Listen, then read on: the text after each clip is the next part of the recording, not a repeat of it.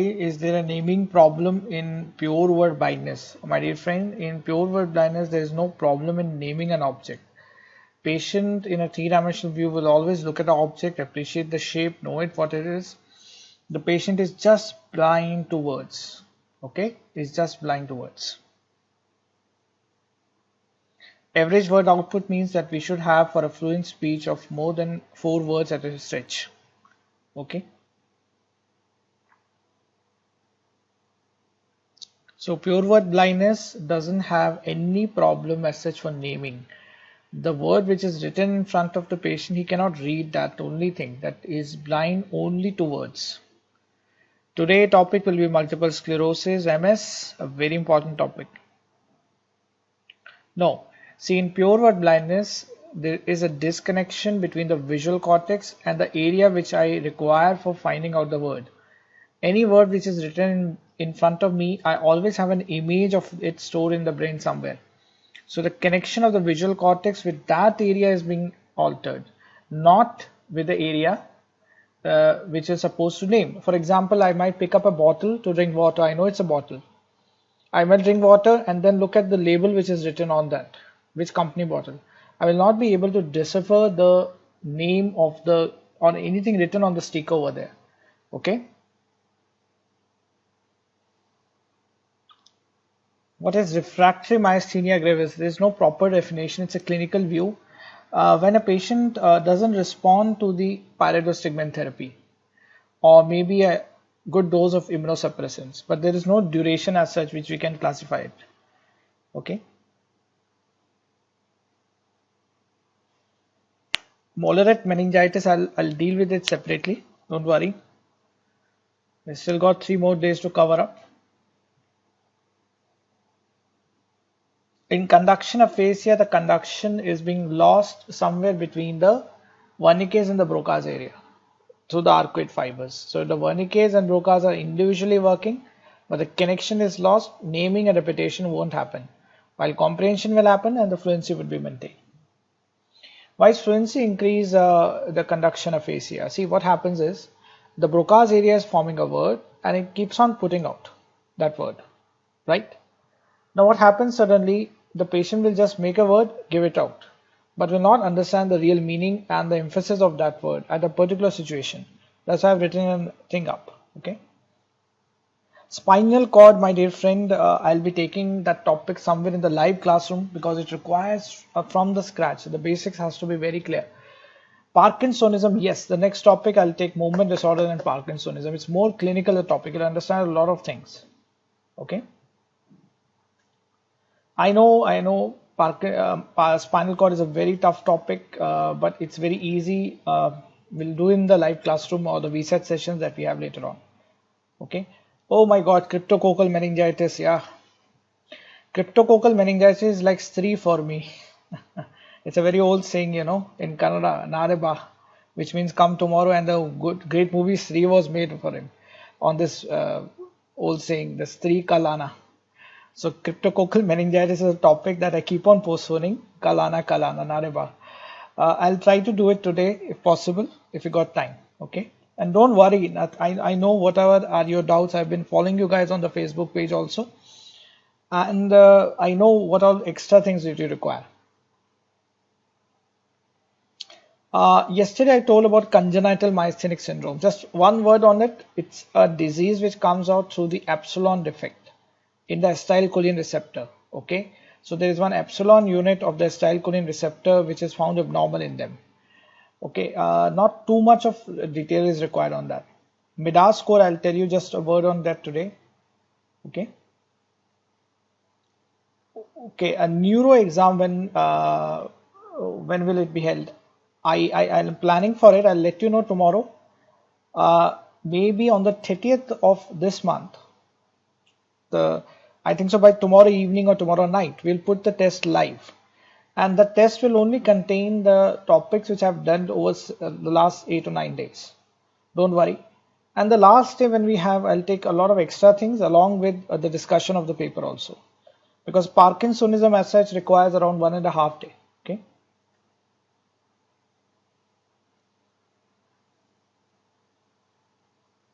Okay, visual agnosia and anomic aphasia. Anomic aphasia is a disorder in which you cannot name a particular object. Okay, object. Visual agnosia is a bigger term. Like you look at my face, you know who am I, right? For example, you know a friend of yours and next time he visits you and you know the person by the facial representation, correct?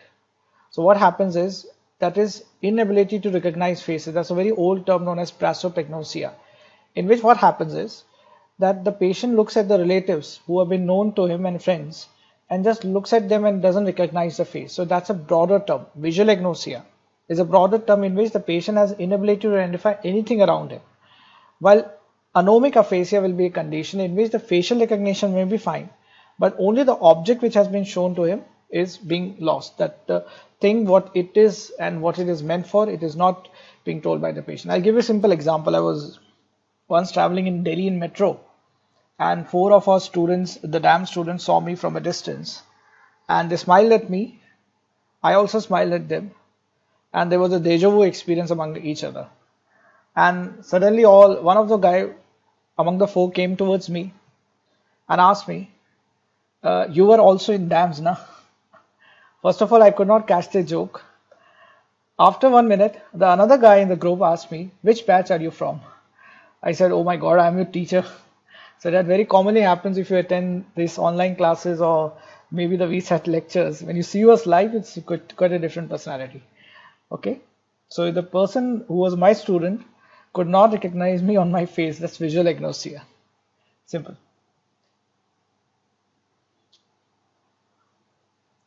Till the 30th of this month, I'll be completing the topics of neurology. Not every topic, of course, because what will you do in the live classroom then? Okay, we'll take them later when the lockdown gets over. Because the may end, the lockdown may end at the May end or May beginning. The May doesn't know when will it end, right? I put a meme yesterday on this.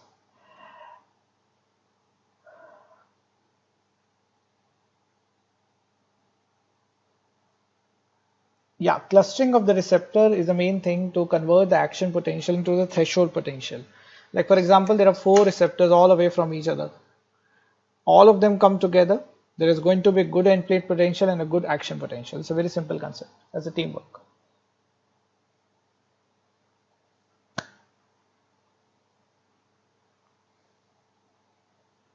We're just 2 minutes away from the beginning of the class.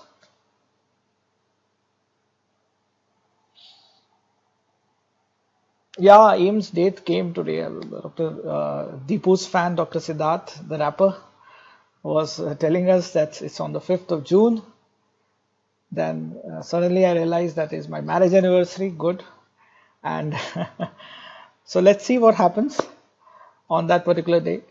Because it's all being taken as a presumptive thing that the lockdown might end and at the May end, and the May doesn't know when will it end. So a lot of ifs and buts are there. Let's be prepared for the particular date that they've given. Okay.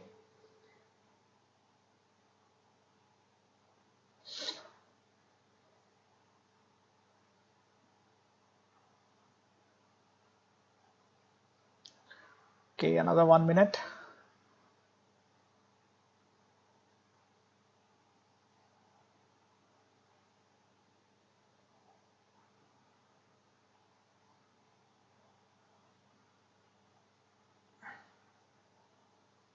Yeah, we have one rapper and one memer. A lot of different kind of personalities that we have. Okay. Chalo. Let's start.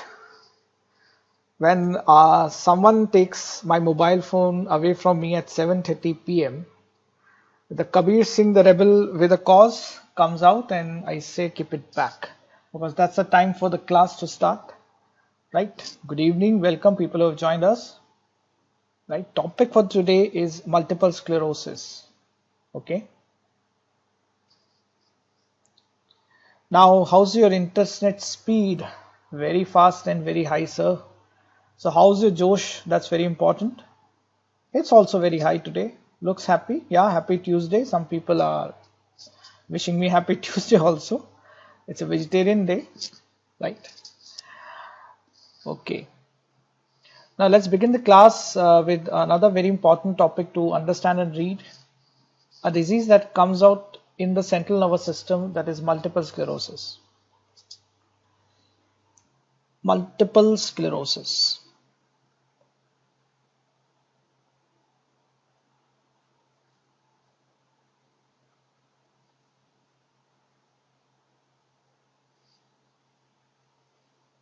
Now MS is a triad again. It's a kind of a not neurodegenerative, but a neurodemyelinating disorder in which three things happen together. So it's actually a love triangle that we find, a triad of three things. The very first thing in the triad that we have is the inflammation. The inflammation. Okay. Second thing that we have along with it is the demyelination. And the third that we have is a gliosis part. Okay. Gliosis means a type of a scarring which appears in a part of the brain that is the central nervous system. Okay.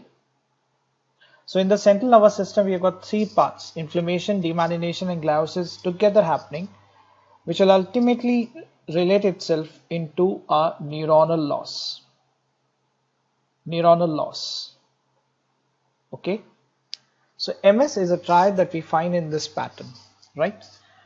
Like, just don't write this down. It's very interesting thing. I'm telling you another triad. Okay. R, don't write this please. R stands for read. R stands for revise. And R stands for recall. If you do these three things, you will have an MS with you. In the exam, you'll have the maximum score. Please don't write this, okay? Just for boost up of your motivation that we have. So MS maximum score in exams, of course, is going to come when you read, revise, and obviously are able to recall everything. Okay. Now, why does MS actually happen in the brain? Now let's go into the pathological process that we have somewhere in a patient of multiple sclerosis. So it's nothing new, it's same thing again. There is inflammation, there is demyelination, and there is a gliotic scar in the central nervous system in MS patient. And it happens multiple times. Now this is a very important concept. It is often disseminated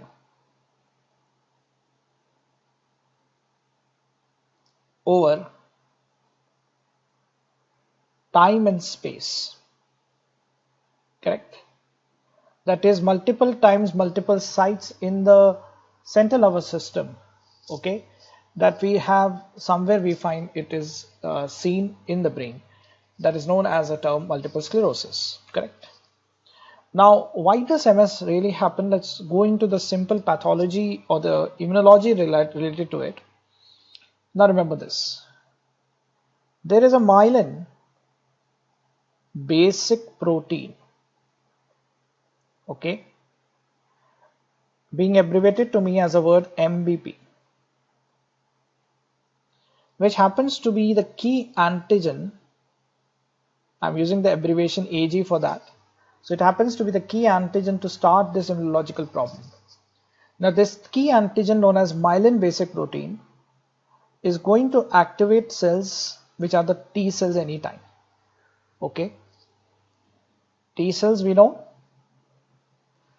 to some extent are going to flare up the immune reaction, and they might cause one thing, obviously, is a disruption of a blood-brain barrier that we always have, right? Now, simultaneously after this, remember this, there is going to be another cell which gets activated, which you know and understand as a B cell. Correct? And now what does a B cell give me? It gives me the antibodies against what? MBP? No, against myelin. Where is this myelin present? It's in the central nervous system. So I've tried to make it as easy as possible because a lot of facts are there somewhere in this very topic if you try to read it from the book proper. So these are the few basic events that you should understand. How does it all starts and where does it go? Okay. Now these antibodies, are going to destroy the myelin in the central nervous system. Destruction will cause demyelination, and a particular site where the demyelination had occurred, there is going to be no remyelination finally. That is known as a sclerosis. Thus we complete the triad. There is inflammation, there is demyelination, and there is a scarring present at the particular site. Okay. So that's a basic. We'll require this basic again. Okay. Some amyloidosis fugax just happened. Don't panic. Don't panic. Don't panic. All is well. Some amyloidosis fugax just happened. Don't panic. People joining late, I don't know. I'll just repeat. MS is a disease in which we find a triad of inflammation, demyelination, and a scarring seen in the central nervous system, right? Leading on to somewhere a neuronal loss. It all happens again and again over time in space. That's why the word multiple comes in. This is the first slide I'm showing you, and this one happens to be the second one if you take it. The key antigen is a myelin basic protein that activates the T cell, that disrupts the blood-brain barrier. B cell and the antibody go against the myelin. See, this year in NEET PG, we found at least 3 MCQs coming on multiple sclerosis. It was a very important topic, often neglected. Yeah. 5 years back when I used to take out neurology, I never used to discuss this MS as a topic. And students used to ask me why, sir. I used to tell them, see, it's not very important. Hardly one question has come for the last 10 years. Then in one of the AIMS exam, I remember that 6 MCQs came on MS. In one exam, 6 questions came on MS. And suddenly one day I went to a library to see one reference book, and some students were reading and they were looking at me. Okay. And I could do also the lip reading thing. Okay.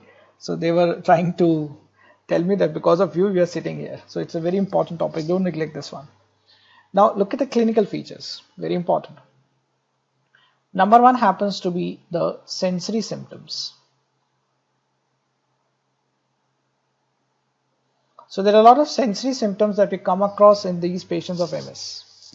What are the sensory symptoms? It can be paresthesia. Paresthesia. The word paresthesia, if you remember, is a clinical term which means tingling.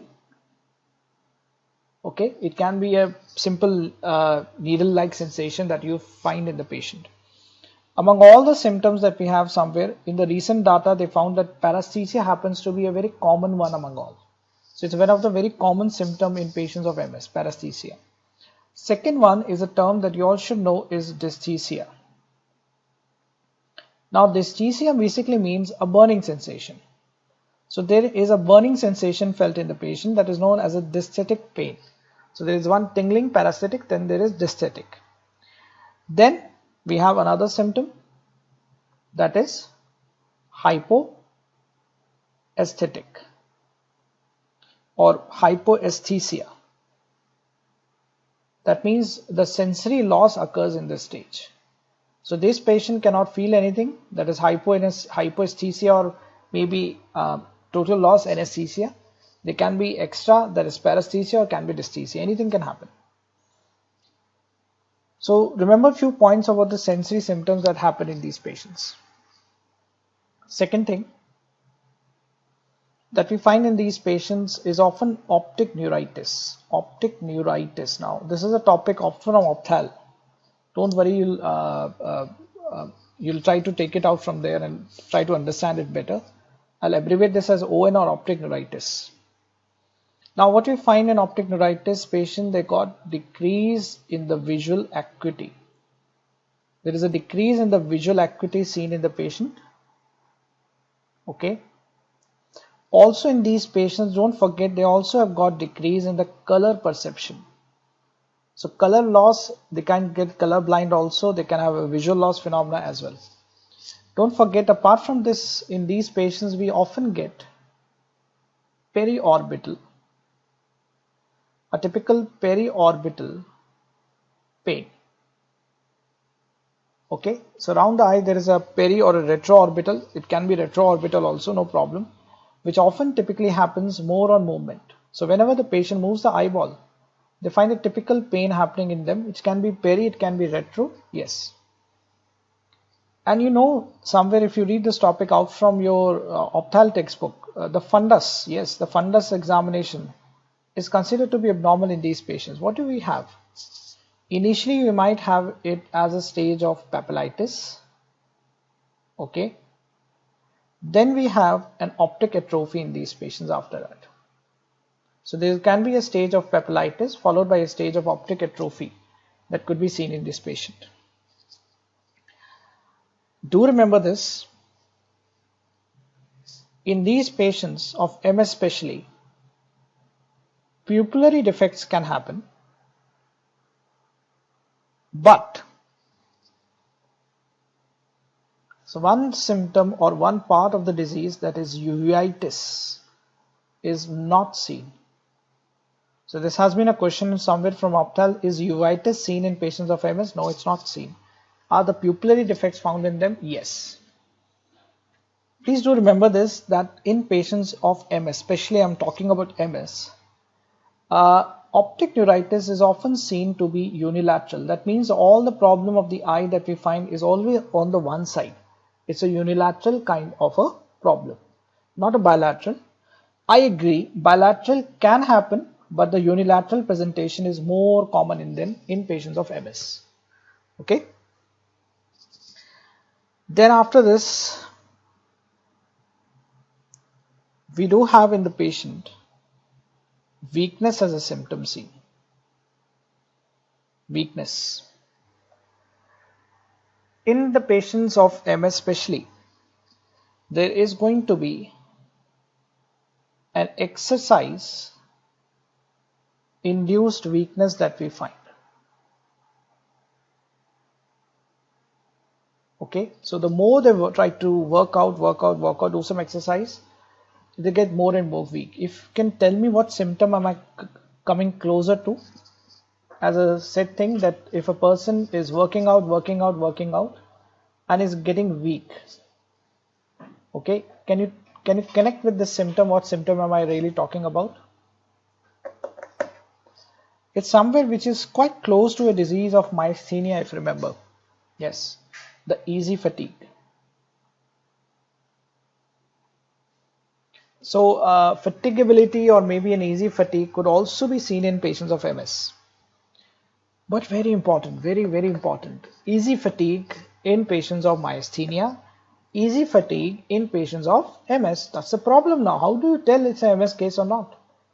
One thing remember, it's a disease which is demyelinating, degenerative, after demyelination of course, MS in central nervous system. Got?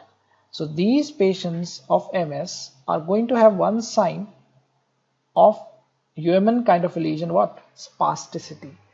So it is an exercise induced weakness, easy fatigue can happen, one thing, along with spastic phenomena also seen in them. That's very typical, right? Now number 4. In patients of MS, we do find them having a lot of other symptoms, like diplopia could happen. Diplopia. Why does diplopia happen? Now that's a very important thing. Why does diplopia happen in these patients? If you come back somewhere from opthal classes, you'll really know what is the reason of diplopia in these patients. Now to understand that concept, let me draw a simple diagram. How do we move the eyeballs? Just look at me, don't write. For example, I'm looking at something moving in front of me and my eyeball is moving like this, okay? And you can see both the eyeballs are moving like this. That means this eye is getting abducted and this eye is getting adducted. Now if I move the eyeball like this gets abducted, this gets adducted. This is a simple thing. Now for example, boys are studying in the library, yeah. They see some girl moving around them. They just keep on staring at her when she is moving.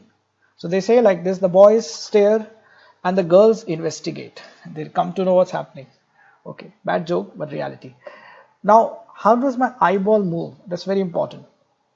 Whenever I'm getting an input in the occipital lobe, I'm going to get a signal to of eye field in the brain known as a frontal eye field. Okay, so I'll draw the diagram to explain this concept what I'm trying to tell you about. So I'll make two boxes right over here above. I'll take them as frontal eye field. Frontal eye field. Okay, FEF. FEF. Okay, so there's a frontal eye field somewhere above which is guiding me to move the eyeballs. But how does it move? If I take this one eye, for our convenience, I'll write this as the left one and this one as the right one.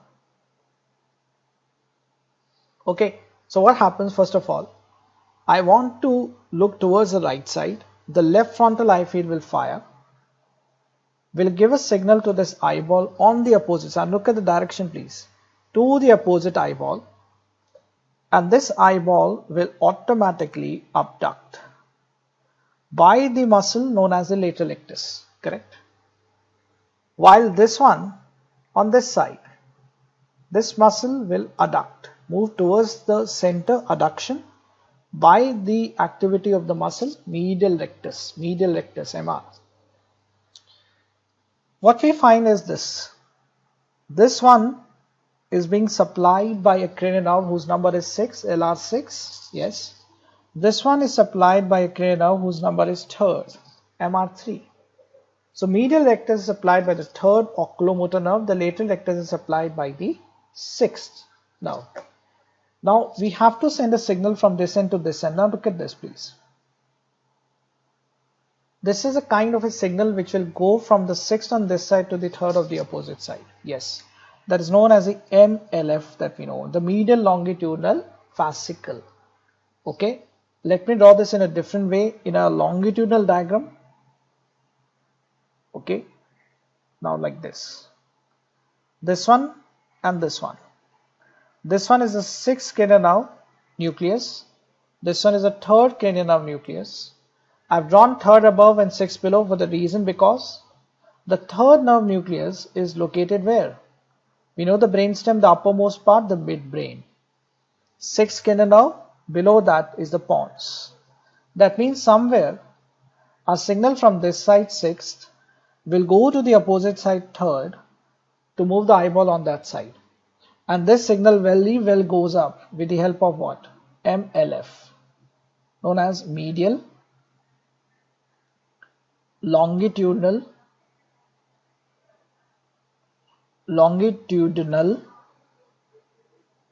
fascicle. Very well abbreviated to me as a word MLF. Okay. Why is it known as medial? Because it's in the midline. Why is it known as longitudinal? Because it's going up and down, no, not down but up, and it's a bundle of fibers known as the fascicle. You want to repeat? It's very simple. You can see the diagram. Frontal eye field on one side activates, sends a signal to the 6th nerve to the opposite side, which will move the muscle lateral rectus and abduct the eyeball. The medial longitudinal fascicle will try to cross the signal opposite side to the 3rd nerve where the medial rectus here will contract to adduct the eyeball. Okay, I'm not going into the PPRF, I'm not going into the complexity, I'm trying to make it as simple as possible. PPRF drama is something different, we leave that. You'll read an optal, don't worry. Time aega. Now tell me, if I break this MLF, what will happen? Okay, so I create a lesion at the level of MLF. I create a lesion at the level of MLF. I'll take you here.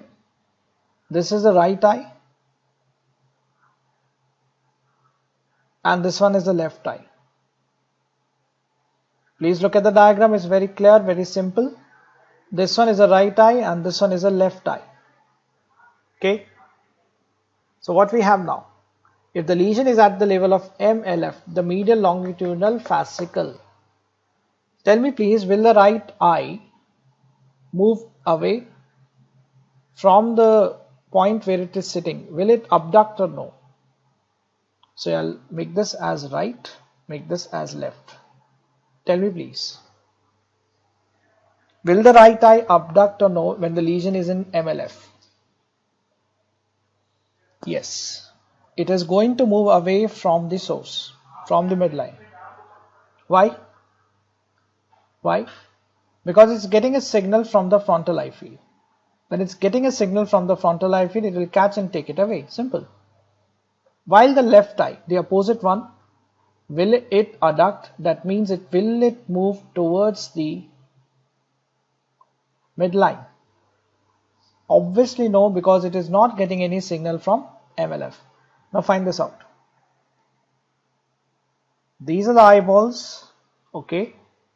This eyeball will move away, while this eyeball will remain in center. If I take this as left, take this as right.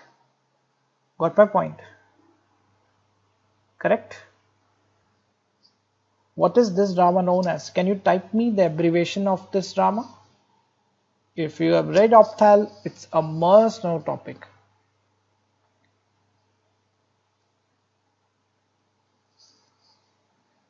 It is known as nuclear ophthalmoplegia. Yes. Why such a name came for it? Ophthalmoplegia is a weakness of the eye muscle. Look at this please. The lesion is between the nucleus of the sixth and the third. That is, the lesion is at the level of MLF, known as internuclear ophthalmoplegia. Okay? Right. So this is a presentation. Now that's the reason for diplopia. The eyeball moves on this side and the other eyeball doesn't adduct. So they will have two images on two retina and they'll look 2 in 2. Okay? This happens in MS. But this happens in multiple sclerosis, I know. But in patients of MS, we might also see bilateral INO. Now find this out name. One INO and both side INO. Okay. Look at this. This is the sixth. This is the third. A signal from this side to this side is being carried by what? MLF. Correct. As well as sixth of this side and the third of the other side. Now the signal is again carried by what? MLF. It is known as internuclear. Why internuclear? Because the lesion is between the nucleus of the sixth and the third nerve. Look at this now diagram again. Sixth nerve of this side is connecting with the third of the other side. Sixth kidney nerve of this side is connecting with the third of the opposite side. So there is a MLF like this and there is a MLF like this in the eyeballs which are there. Okay. Now bilateral INO. Why bilateral INO? MLF of this side and MLF of this side, both sides are destroyed. Now please tell me the direction of the eyeball in this patient. The easy guess. People are reading, studying good. Some people are still worried about the length of the classroom, teaching 8 hours and all. See, you guys take so much time to understand a simple topic. 8 hours is also less.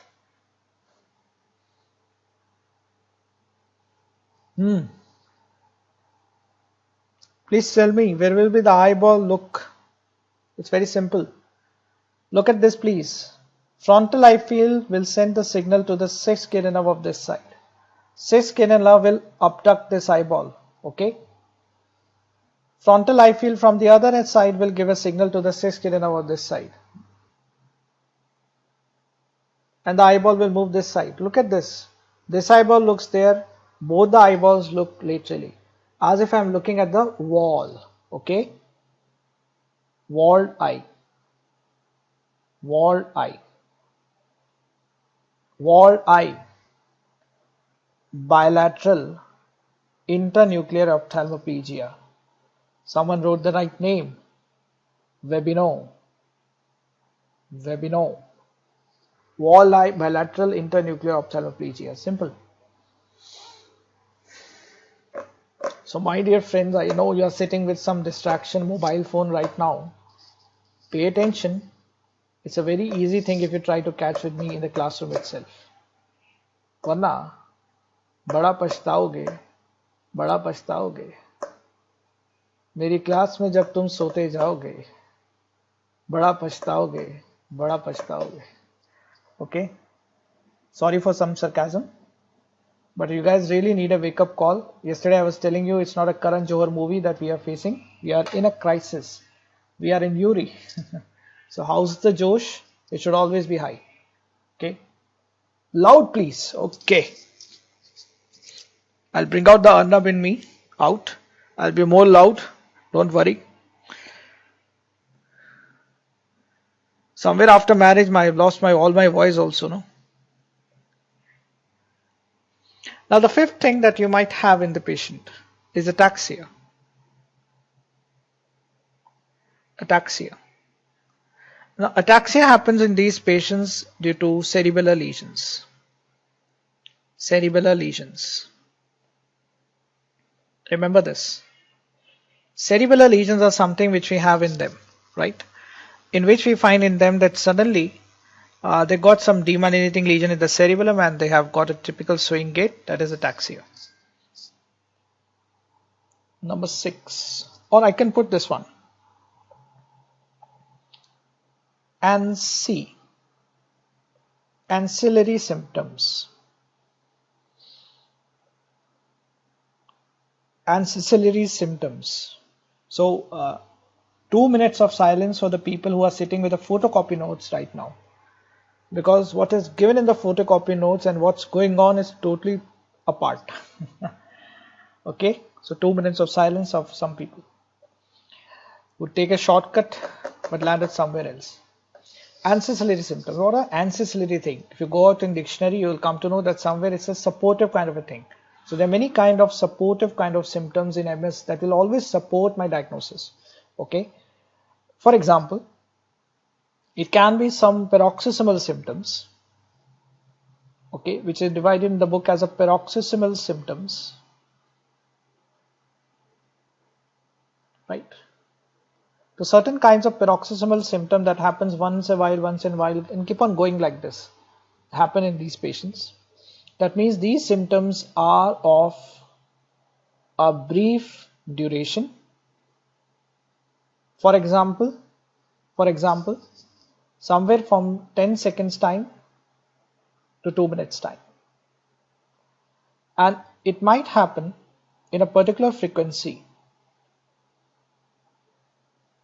of approximately 5 to 40 per day. So there are some additional paroxysmal symptoms which do happen in patients of MS, which are brief and very frequent and very recurrent. Okay, what are they?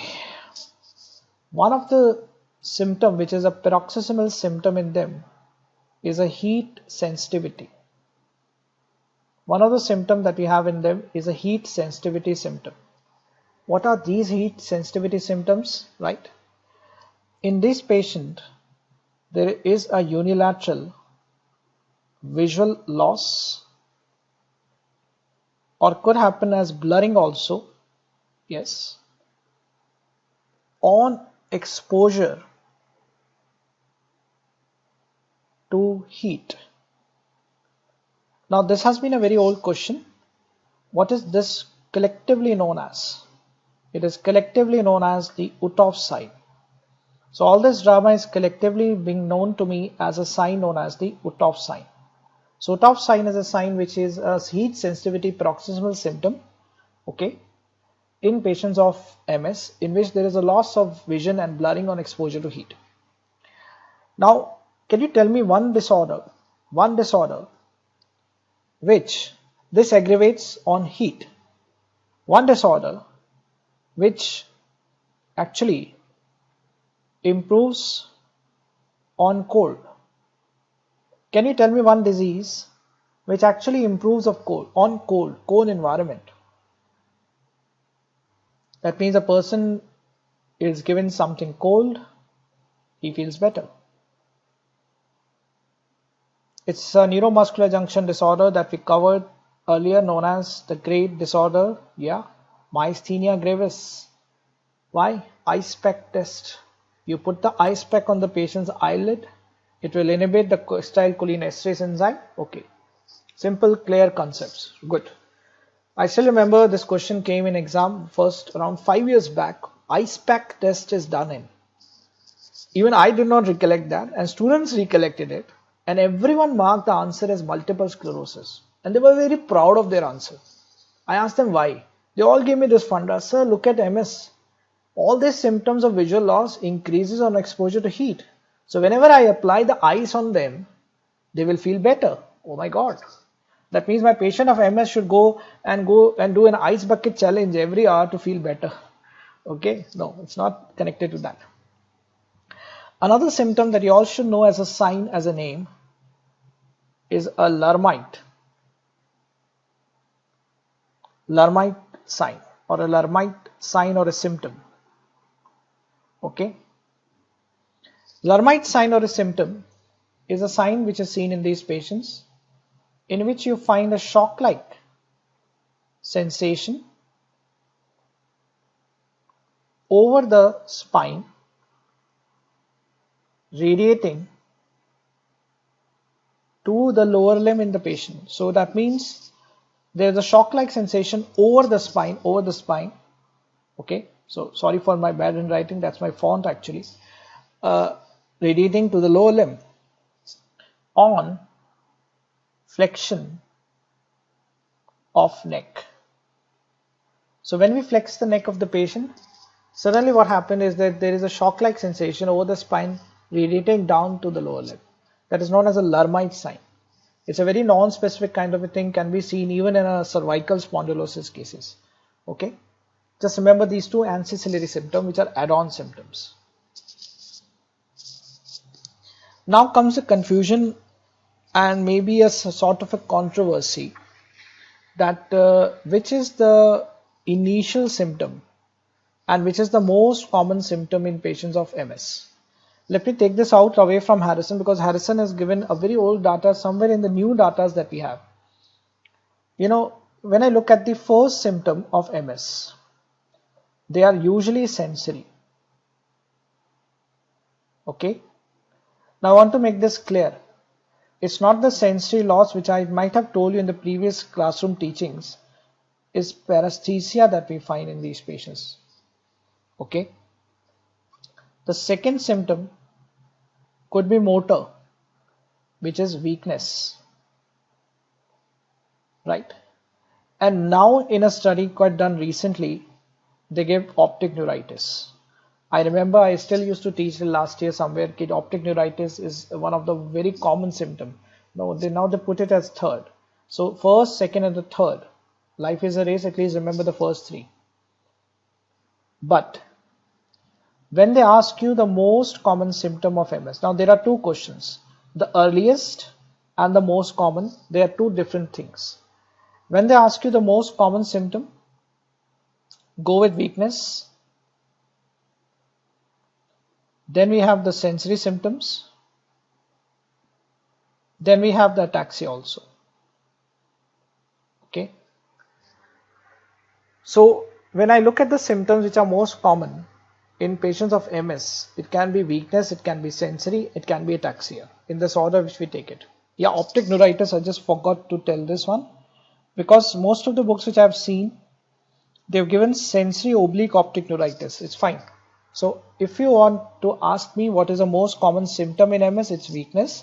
But what is the earliest symptom in MS that you find is sensory. That is paresthesia. Okay. So that's about the clinical features. There are very varied kind of symptoms that we find in them. Now, very important thing. What are the types of MS that we find in a patient? Multiple sclerosis is a disorder, okay, that we find in various types in MS patients. What are the various types of MS that we collect and see? To understand this, we will make a simple graph like this, the x-axis and the y-axis, right? So we have got on the x-axis somewhere the time that we have, and the y-axis we take it as a disability. Okay. So what we find in a graph like this is a patient of MS who comes to me like this. Look at this graph, please. There's a graph at which time we find that the relapses happen in patients of MS. There are many disorders MS and in which we find somewhere the relapses keep on happening. Now this is which is known to me as a type. Relapsing. Some of the authors have still been using the word remitting type of multiple sclerosis, being abbreviated to me as a word RRMS. Somewhere in the latest textbooks we find that around 90% patients with MS have got this type now, RRMS type. Extra point to be added on this, that this disease MS is more frequent in females than males. One thing is very clear, it's more frequent in females than males. And we find the average age of onset, or not the average, the range of age of onset that we find in them is between the age group of 20 to 40 years. So age group of 20 to 40 years is considered to be the age of onset of this disease. Just an additional point to put at this point. These patients often are having vitamin D deficiency. A low vitamin D level is found in most of them. Okay. And there is another infection that we have with them, that is an Epstein-Barr virus. There has been a preceding infection by an Epstein-Barr virus in these patients. It's been a common associated thing with them. Okay. Now another serious type of MS. So this was RRMS type. Okay. Second one is known as the primary progressive MS, quite often abbreviated to me as a word PPMS, primary progressive MS. Now how does PPMS patient behave? It goes like this. Look at the name itself. It's progressive from the very beginning. The word is primary. The disability with time keeps on increasing. It never comes back to normal. Only 10% patients with MS have got this type, PPMS type. Additional facts now. We find this disease is equally common in males and females. So now that's the difference now. RRMS type has female predominant disorder, while it's male and female both. Onset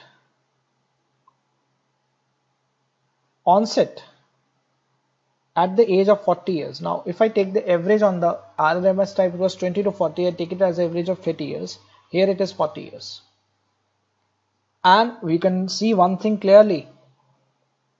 Disability in this patient is very fast. That means they don't have any time to recover at all. So that's few points about the term PPMS. Third,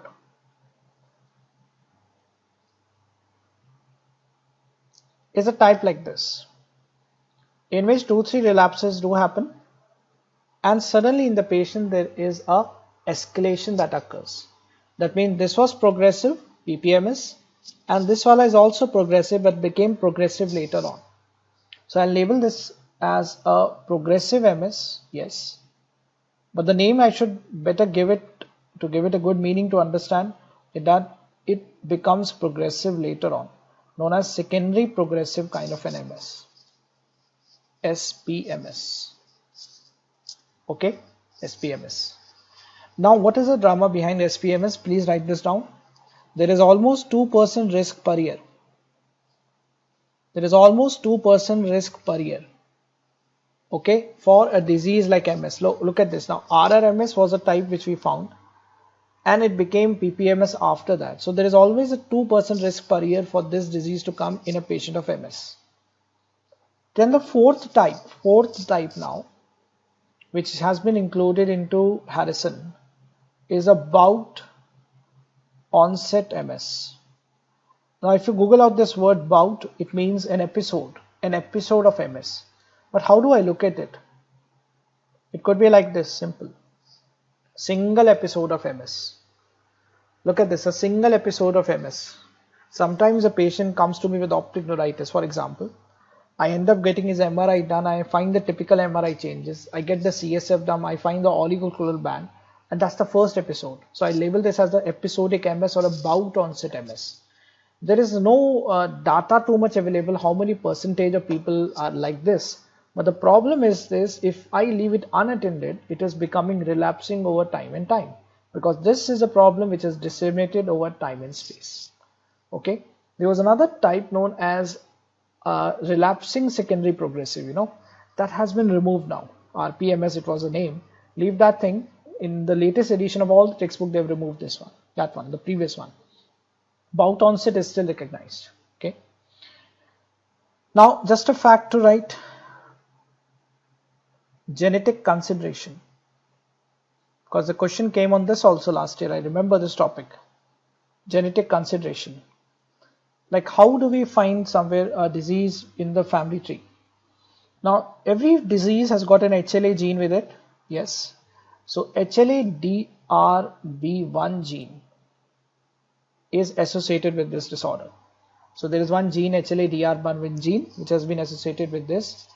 And approximately there are around 200 genes that we know in the whole genomic environment which are associated with this. So we have one gene that we just name it as HLA-DRB1 gene. But what is the risk? What is the risk of MS if your parents or your sibling is affected? Write it down. 1 in 3 if your identical twin is affected by the disease. If your identical twin has been affected by the disease, identical twin, okay. 1 in 25 if your sibling is being affected by.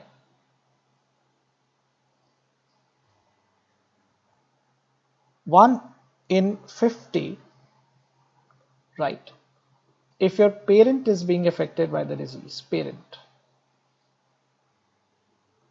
1 in 100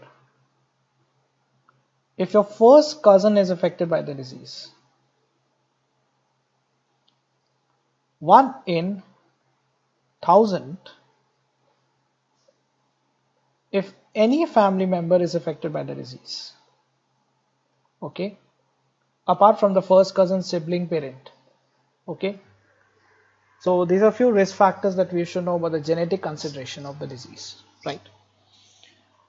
Because a question has been asked on it, that's why I'm emphasizing on this concept.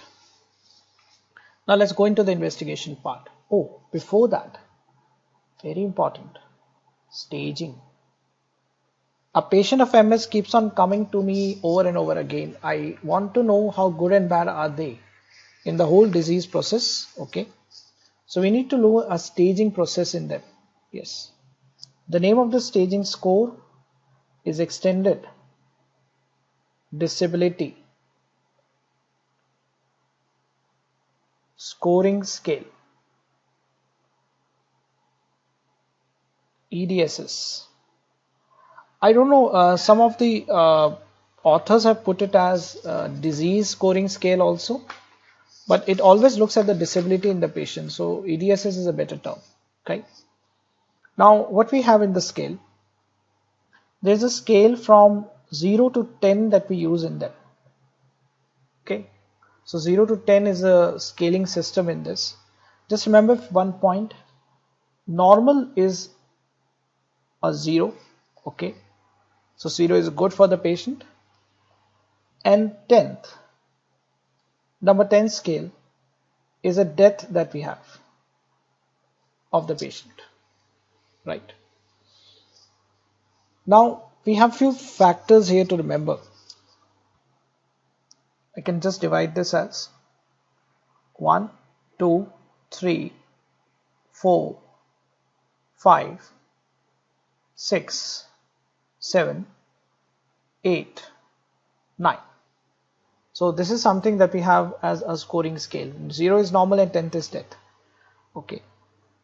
Now what we find is that 1 to 2 scale, or maybe 0 to 2 scale, can be a normal finding. The word normal finding basically explains like it can be a simple optic neuritis, it can be a simple sensory loss, normal findings of MS, no problem in that. While a scale of this and this, 2.5 to 4.5, sorry, 2.5 to 3.5, a scale of 2.5 to 3.5, okay, which means impairment. Impairment in the sense of some kind of weakness or paralysis. Now, paralysis can be one-sided body weakness, heavy paralysis, or it can be paraparesis, right? Now, 4 to 5.5 is a person who is found to be ambulatory. He cannot move around. It's ambulatory person, right? A score of 6, the person uses a cane to walk, okay? A score of 7, the patient uses a wheelchair to walk, okay? A scale of 8, the patient is totally bedridden or bedbound. And scale of 10, you know the person is dead. Now, why am I telling this? Why am I telling all this story? Because I remember in JIPMER as well as NIMHANS, we got a question. Patient is known to be ambulatory, cannot move out so well, requires support. What is the scoring scale in the EDSS of MS patient? It's between 4 to 5.5. Okay, 2.5 to 3.5 is not ambulatory, he just have some weakness. 0 to 2 basically means a normal finding. 6 uses a cane, 7 uses a wheelchair, 8 is bedbound, and 10 is dead. Okay, so as the time passes on, every time I attend a patient of MS, I evaluate the patient on this scoring scale EDSS. How good and bad are they? Paralysis means weakness. Okay, simple questions. Right. Now let's look into the disease proper. How will we investigate the patient? Okay. Like I'll just give you more staging or scoring scale list that we have. What about 9, sir? There's nothing about 9 given. Okay. See, when you reach a number, you get a disability maybe. 9 may be just about to die. Okay, he's about to die. But that's a very bad thing if you can talk about the patient. Do not go into too much detail. Just remember this 0 is normal, 10 is death. Between them, there can be a lot of disability coming in. Okay. Now, EDSS scoring scale was a scale which is applied in patients of MS. The word ambulatory means requires support for movement. Ambulatory. You go to hospital in ambulance because you don't have your own vehicle. Okay, ambulatory, ambulance. Okay, because if you got COVID infection, they will bring a full barat for you, and the ghodi that you will always sit on is the ambulance. The whole mohalla will know about you that you are getting married to the COVID. So, will you be my quarantine? Should be you're saying, not Valentine at that moment. Bad joke. Now, there's another scoring scale that we know is Hunt and the Hess scale. I'm just telling you the names of it. Cane, Are Baba, cane, chhadi, caning. Forgot school. Uses a cane to walk. Okay. Asking simple general knowledge doubts today. What's happened to your IQ in lockdown?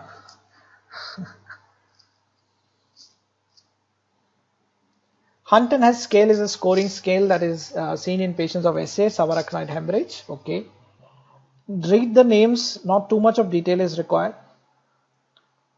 Osserman grading. Osserman grading, okay, is done in patients of myasthenia gravis.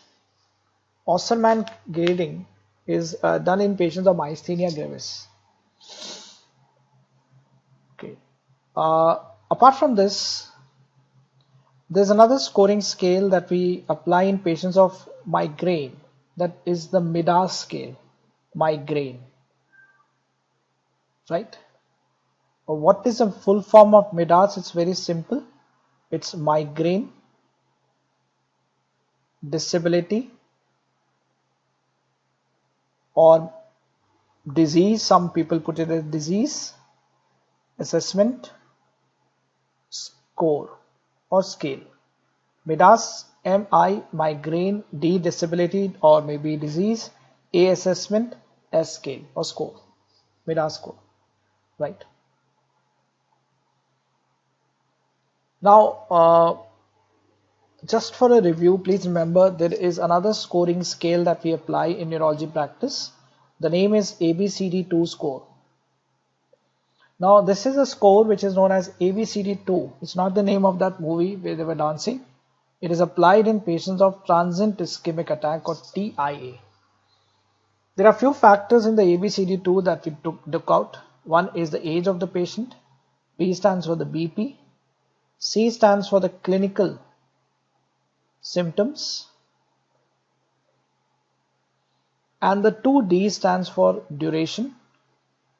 And the worst D, none other than diabetes. Okay. So TIA is a younger brother of a stroke patient, transient ischemic attack. Okay. So just remember the names of various scoring scales that are applied in various disorders. Then we have the investigation part.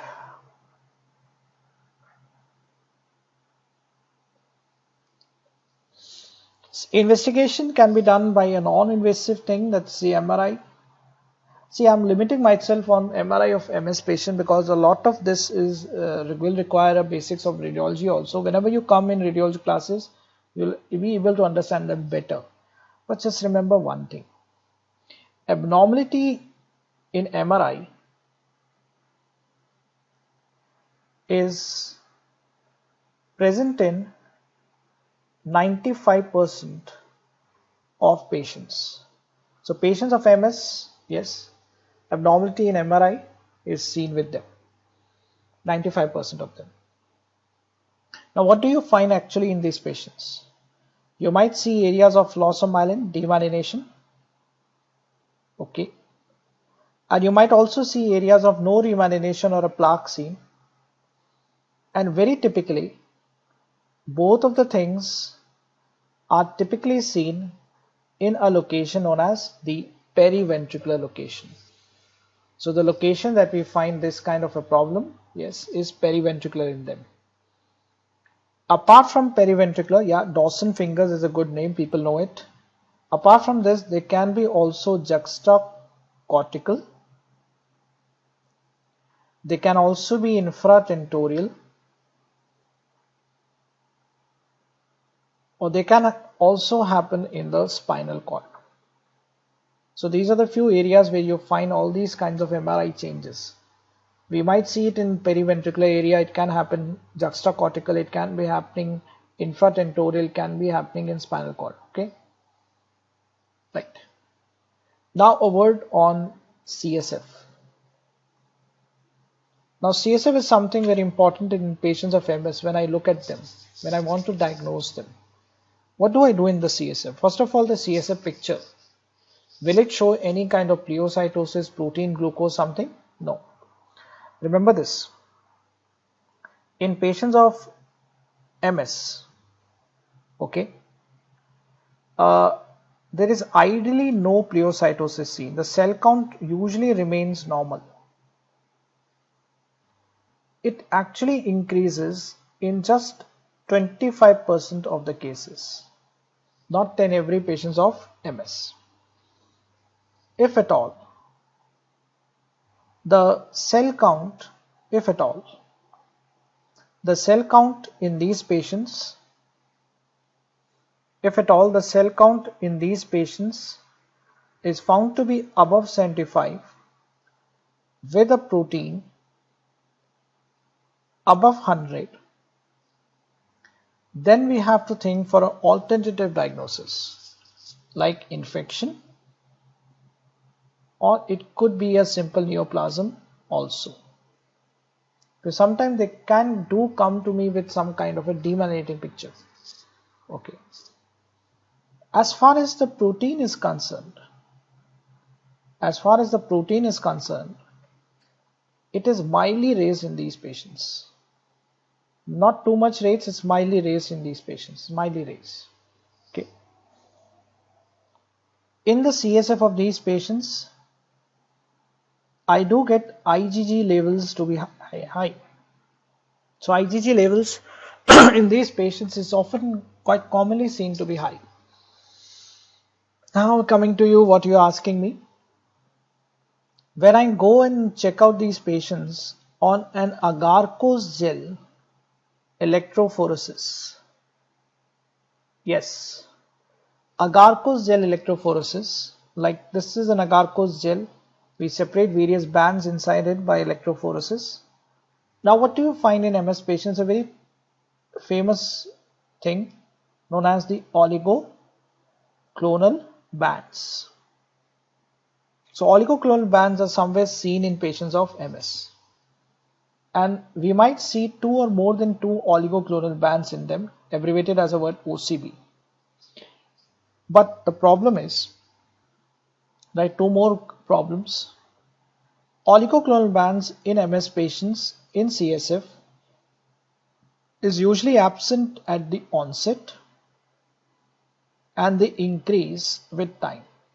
So initially they might be absent also, but with time we find it to be increasing. Okay.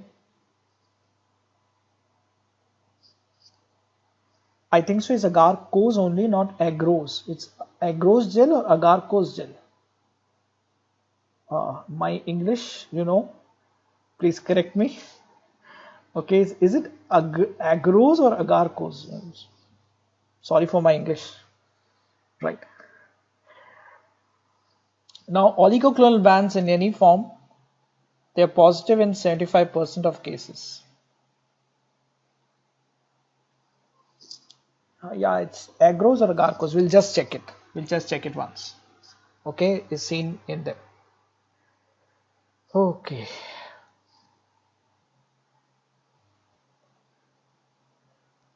For a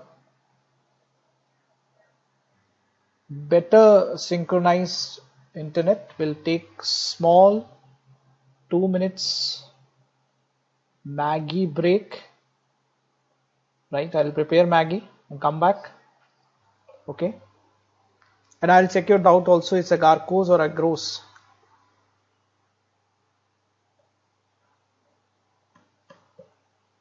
Right. We'll just take a break for 2 minutes time and come back.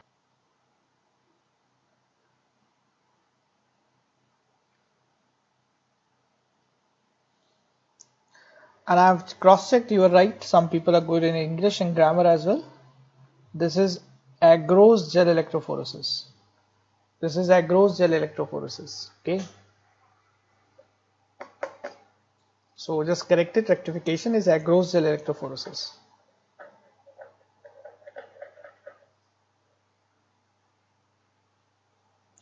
I'll just repeat the CSF involvement.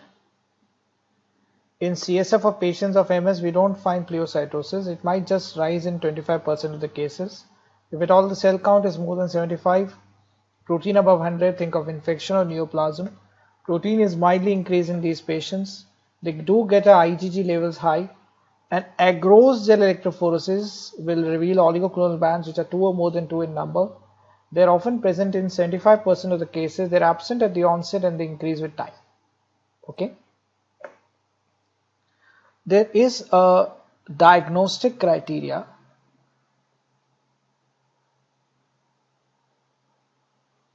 that we apply in patients of MS. Remember this.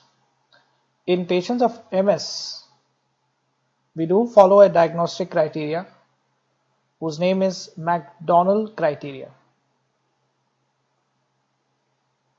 So there's a criteria which we follow in MS patient known as the McDonald criteria, okay, which is applied for diagnostic purpose. Now, should I read that much to understand this criteria? It's not required at your level. Just remember the name McDonald criteria in patients of MS, okay. In ABCD2, the D stands for diabetes and the duration of the weakness, and the last D stands for diabetes. My Maggie. Okay, I'm like Rajnikant, I just see Maggie and eat it. Okay, I already had my Maggie full. Now let me look into the treatment part. Remember this, the treatment part of MS patient will be from an acute attack. which they do complain with. In an acute attack of MS, don't forget, they have got a very good steroid with them to be given, methylprednisolone. Whenever I use methylpred in these patients, I give it at a dose of approximately 1 gram per day for a duration of 3 to 5 days. Right? After the methylprednisolone, I wait. In case there is no response in these patients, then in that case, I will go for the plasmapheresis.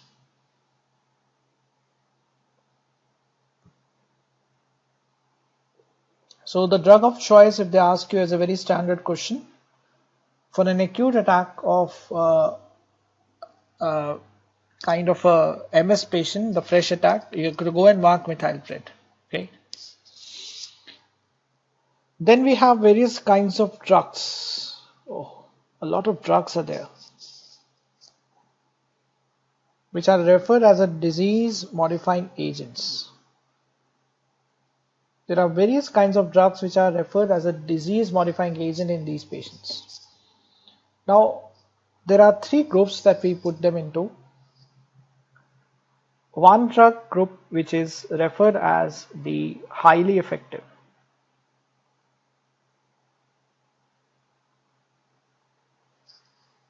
Then we have moderately effective.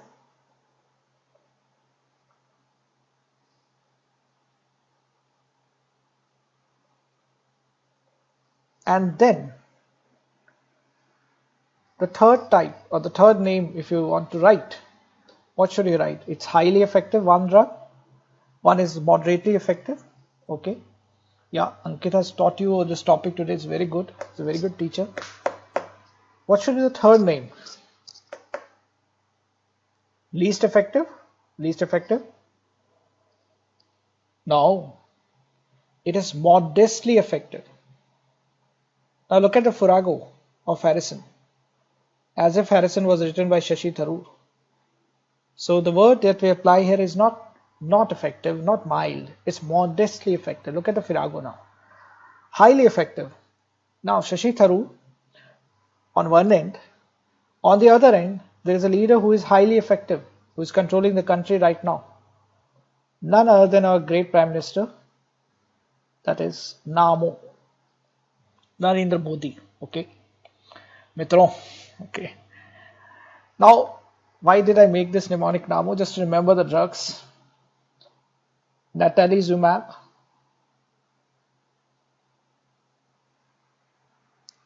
Eli, Mituzumab, Mito, Xantron, and Ocrelizumab. Okay. So to all the bugs in the crowd, I'm sorry, apology for that. I made a mnemonic. Now F and D. There are two more, F and D, which are moderately effective. F stands for the drug whose name is fingolimod, and D stands for the diethyl fumarate. Diethyl fumarate. Modestly effective. Modestly effective. I, G, and T. I, G, and T. That is interferon beta, glatiramer, and teriflunomide.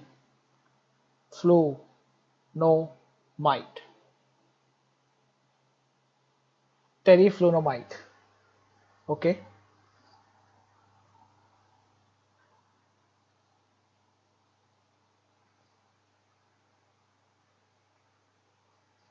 Right. So these are names of the drugs that are used as a disease modifying agent in these cases. Remember a few points and extra things to remember. Among all the drugs till date, we have tried to work them on the EDSS scale and a comparative thing. At least in patients of MS, the best among all is considered to be a natalizumab. I agree, metoxantrone by some authors have been given, but American Neurology Association clearly specifies that natalizumab is one of the best, right? But the problem with natalizumab, can you tell me that problem? What is the side effect? Side effect of natalizumab therapy. If you remember the side effect, it is PMLE, progressive multifocal leukoencephalopathy. If you remember this, that was a disease caused by the JC virus in which there was a person who dies without treatment in 3 to 6 months time. Now that's the paradox. You think the natalizumab is something as a brahmastra, right? But it comes back to the patient as a boomerang to kill him because of this side effect PMLE. So please do remember, in American as well as the Indian society, when I look at one drug that we always start with is interferon beta. Now, if the patient doesn't improve or respond as per the EDSS scale, then we might have to change the drug. Okay. Few extra points now. One drug which is considered for PPMS patients. Now, all this drama which I've written above is RRMS. 90% of the patients are of the RRMS type. So disease modifying agent, whenever we think about, is for the RRMS type, the most common type. Okay. Then we have the PPMS. PPMS is ocrelizumab. I think so. Ankit keeps on telling about this also. Ocrelizumab is a drug which is very well approved for patients of PPMS type. Okay. What about the patients who are of the SPMS type? Is something different in them? In them, we go in for interferon beta. Now, there is a controversy, I agree, but they say interferon beta in the high doses. Okay, for active cases. For the active cases, we give interferon beta in a very high doses to the patient. Okay. So, a few points to remember: the names of the drugs. Need not remember the spelling, at least. Remember the names, more important. Now, there are two more things that we need to know. There's a term known as acute MS. Acute MS. Now, what is the term acute MS? Is it the bout onset MS? No. This acute MS is also known as the Marburg variant.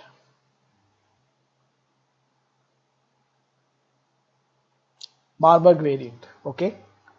Marburg variant is a fulminating or fulminant, demyelinating,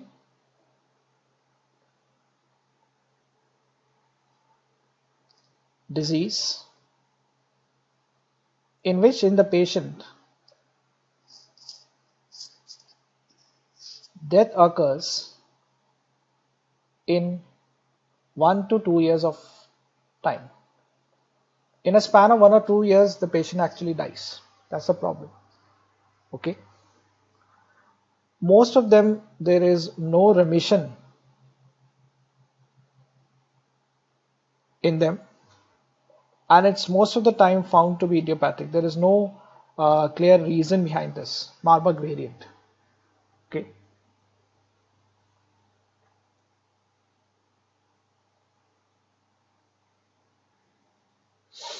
So these are few things that we need to know about the Marburg variant of MS. Okay. Apart from this, we also know what are the factors which are good and bad for the patient for prognostic purpose. Prognosis. Remember this, there are good factors or factors for good prognosis, and what are the factors in MS patient for poor prognosis. Okay, Ankit told metoxantrone. I'll just cross check with him once. Don't worry. That's why I'm using. I think so. He must have told metoxantrone for SPMS type. Am I right? Am I right? For SPMS type, he must have told, or PPMS type. Okay, I'll just cross check with him. Okay. Prognosis, good or bad? Good or bad? Okay. Leave it. Don't worry. We're not running anywhere. Any controversy among the faculties, we'll try to sit down together and we'll solve it for you. Don't worry. I'll put an update on this. Good prognosis, they say, is optic neuritis and sensory symptoms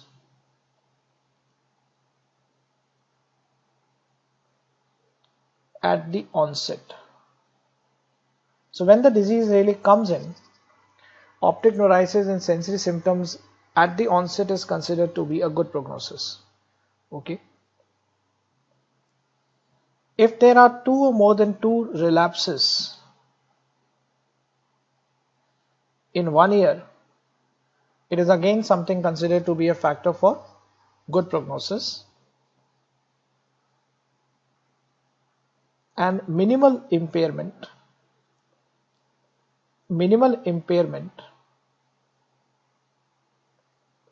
at 5 years of the disease from the onset, of course, is again considered to be a factor for good prognosis. Now, what is the factor for poor prognosis? Think about it. It can be a truncal ataxia caused by the cerebellar lesions. If the patient comes to me with some kind of a Eumann or a pyramidal symptoms, okay, and of course if it is a kind of a progressive disease.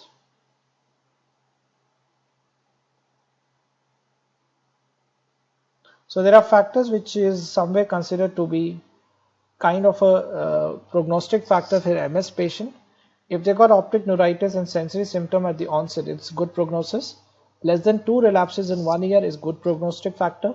Minimal impairment at 5 years, yes, is something considered to be good factor. Poor is truncal ataxia, pyramidal symptom, and a progressive disease. Okay. Less than 2 relapses in 1 year. Less than.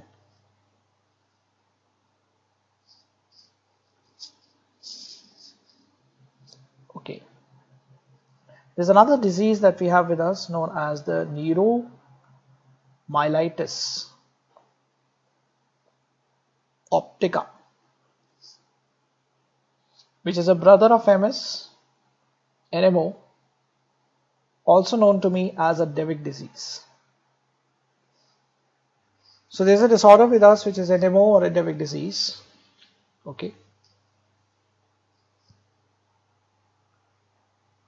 NMO. There's not much of role of IVIG in MS patients. Most of the time in the ward when I get them, I start them on methylpred with plasmapheresis and then put them on a disease modifying agent. And every time they come to my OPD, I try to assess them on the EDSS scoring scale. Okay. Not too much of role of this. NMO, Devick's disease. Remember the point in Devick's again. It's a disorder which is more frequent in females than males. One thing. It is the onset part that we look at. Occurs somewhere in the childhood. One. And can occur also in the early adulthood. So we find this problem coming quite often and common in the childhood days and early adulthood phase of life. Like we find somewhere that in patients of MS, the onset was between 20 to 40. Here it is quite early in the disease NMO. But why is it connected with atopic MS? Now this is important. These patients have got optic neuritis, ON, optic neuritis, which is most of the time seen to be bilateral. Now look at this, they've got bilateral optic neuritis. That is a major difference now. In MS it was unilateral, it's bilateral this time. Along with this, there is myelitis also. What is Marburg variant? I just told you this. It is a fulminant type of MS which doesn't resolve at all. It's a very serious patient. It's a variant of MS. Myelitis. Myelitis means inflammation of the spinal cord And don't forget, in patients of MS, it's a severe myelitis that we find, one. Secondly, it occurs across the spinal cord in a section transverse. And most important, 3 or more than 3 longitudinal segments are involved in these patients. So segments of a spinal cord, when I look at, like for example, I take it as thoracic T1, T2, T3. So that is something which is in a consecutive way involved in them, 3 or more than 3 longitudinal segments. Okay.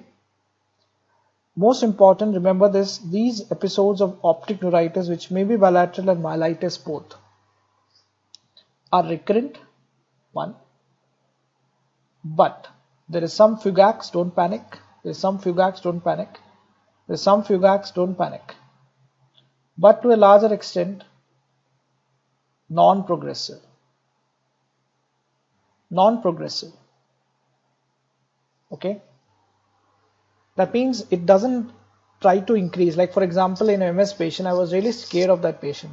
He had a demyelinating lesion and it kept on progressing with time. But this time, most of the time, they are non-progressive. They might be recurrent and they will never happen over. They might happen over and over again, but they are non-progressive kind of lesions. Along with this, do remember this, hypothalamic lesions happen in them. Hypothalamic lesions do happen in these patients. For example, endocrinopathies. If you know, the hypothalamus is a big boss of the endocrine system. It gives me a lot of releasing hormones for the other hormones to come out. So those releasing hormones are not coming out now. So they suffer with a deficiency of various endocrine hormones or endocrinopathies. Transverse means across the spinal cord. If I look at the spinal cord transversely, all across it I will find a loss of the spinal cord. Okay. What does the longitudinal mean? If it is a T1, T2 and T3 segment, all 3 of them will be involved in a longitudinal way. Okay. Apart from this, there is an area involved in them known as area postrema.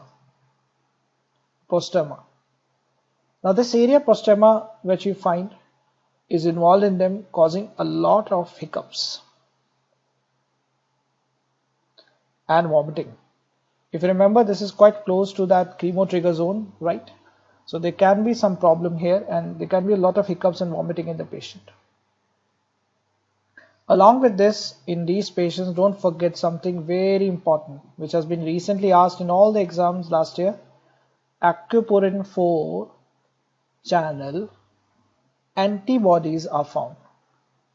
So we find these channels which are reabsorbing water for me, known as the aquaporin AQP. AQP4 antibodies are seen in these patients.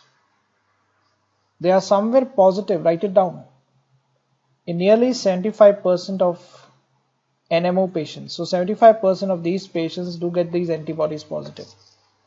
Aquaporin 4.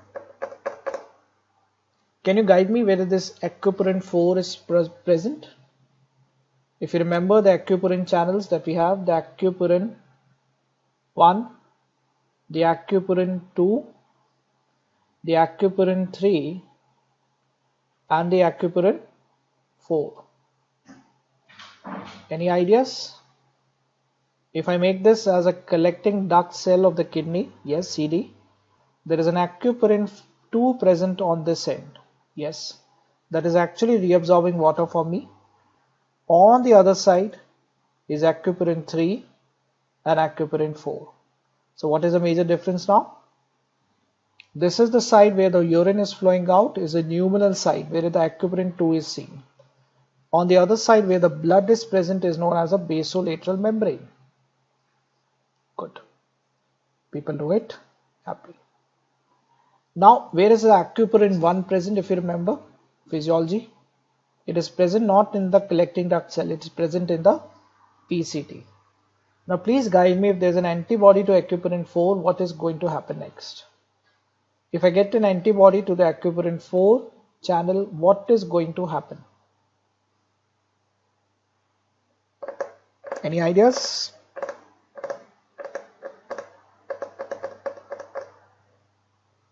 Any disease you can tell me?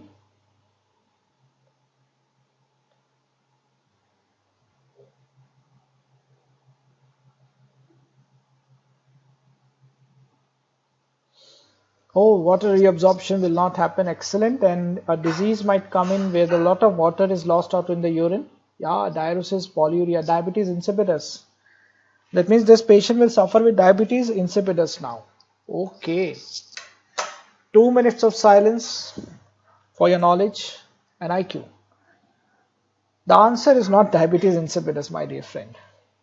The acuprine 4 channel in this patient is nowhere involved in this thing. Cut it out. It was just for explanation and confusing you. Okay. Some emesis fugax happened. Don't panic. All is well. Now look at this. There's a vessel of the brain flowing with blood. And now we have got astrocyte over there.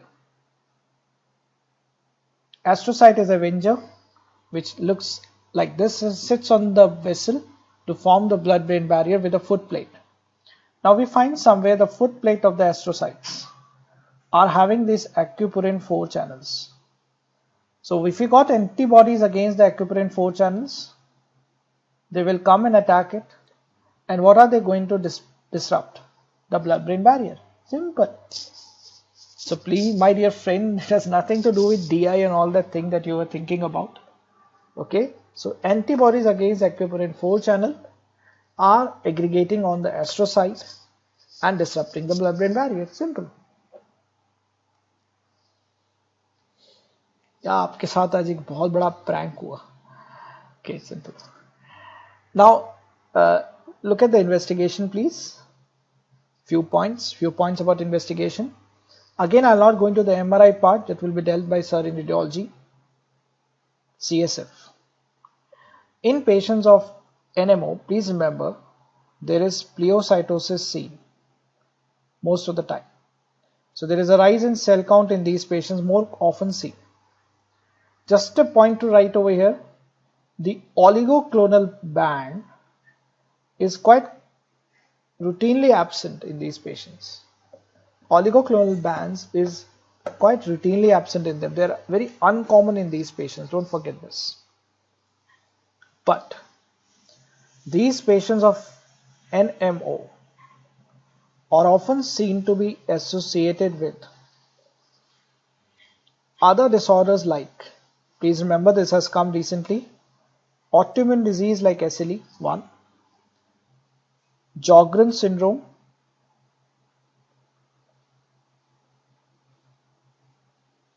okay, even myasthenia gravis and Hashimoto's, thyroiditis. So please remember they are often associated with these kinds of disorders most of the time. And also some kind of infections are preceding this. That is varicella zoster virus, Epstein-Barr virus, HIV also. Never know, another 1 year I'll tell coronavirus also. Okay. So these are few viruses which are associated and few autoimmune disorders which are seen with it. Now when I go for a treatment part, do remember this. We do follow the same thing that we followed up in patients of MS. We treat the acute attack and then we give some prophylaxis therapy. So remember this, in NMO patient, an acute attack. Acute attack of NMO, we give the patient methylprednisolone. Methylprednisolone. Okay. In the methylpred, what do we find? We give the same dose, everything. But if there is no response, we go in for the plasmapheresis. Again, I repeat, in patients of NMO, the drug of choice for acute attack is again your methylpred. Okay. Go slow, understanding. Dheere, dheere. Oligoclonal band, OCB, oligoclonal band. Okay, forgot just now. Just told you. Agarose gel electrophoresis. Agarose gel. My English is improving. Okay, now we have got drugs for prophylaxis. The drugs for prophylaxis, please remember, in these patients is mycophenolate mofetil, being abbreviated to me as a word MMF. Please do remember, mycophenolate mofetil is used in them. In these patients, even rituximab is used. Rituximab is used.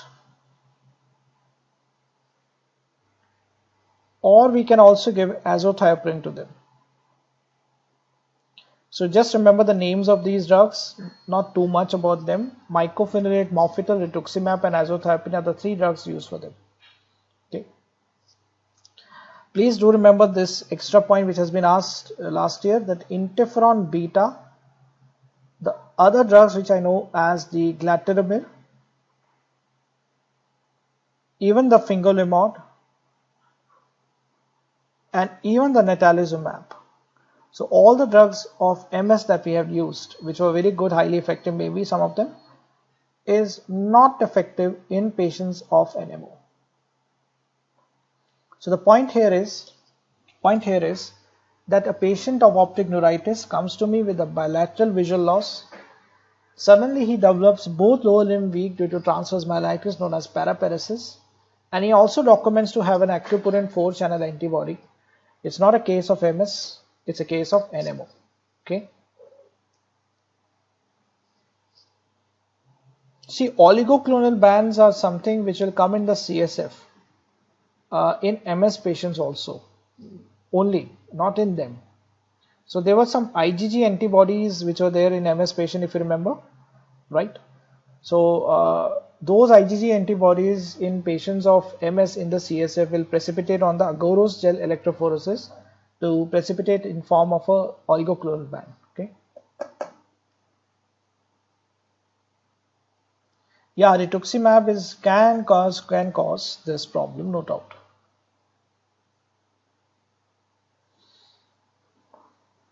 Okay. Can cause this PMLE disease. NTZ, yaar, kya? Natalizumab.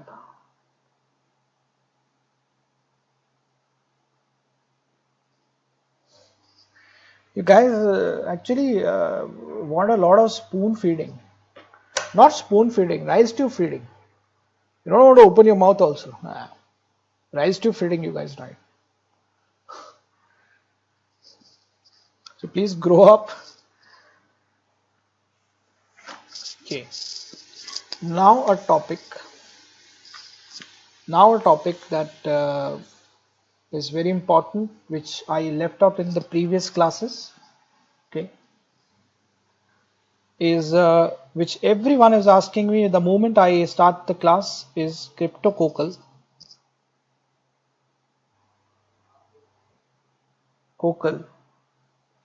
meningitis.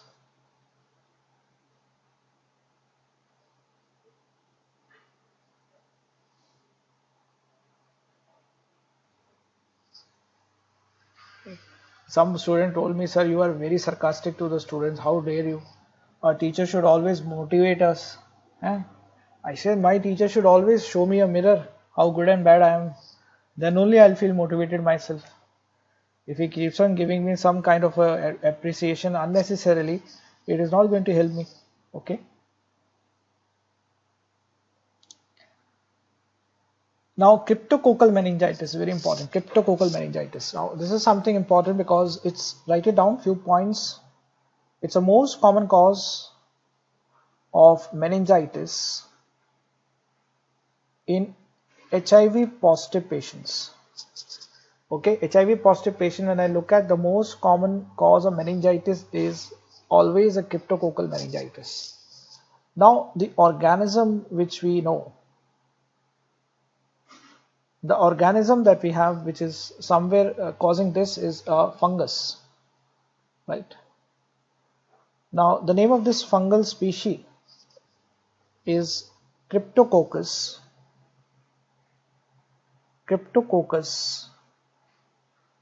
neoformans,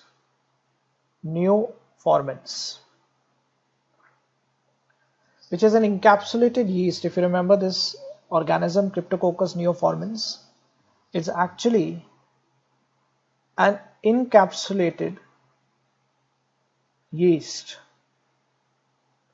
which is somewhere found in the soil as well as the avian droppings. So where do we get it from? From the soil as well as the avian droppings, an encapsulated yeast which is known as the Cryptococcus neoformans. Somewhere we find it's the most common meningitis in HIV positive patients, the cause. Now, how does this organism enter into us? It's a very simple thing. The entry of this organism, okay, is via the lung most of the time, the lung. And we find with the patient they have got asymptomatic pneumonia to begin with.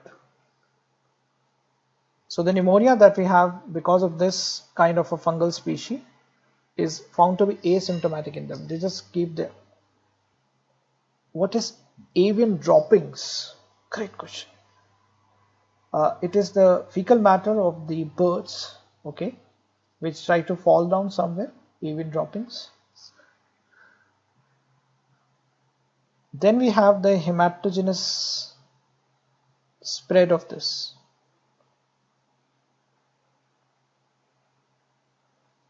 So the avian dropping, if you remember, is a good omen. Sometimes the shit can be a bad omen, that is a bird shit, okay, can be a bad omen also if it carries that fungus Cryptococcus inside it, right?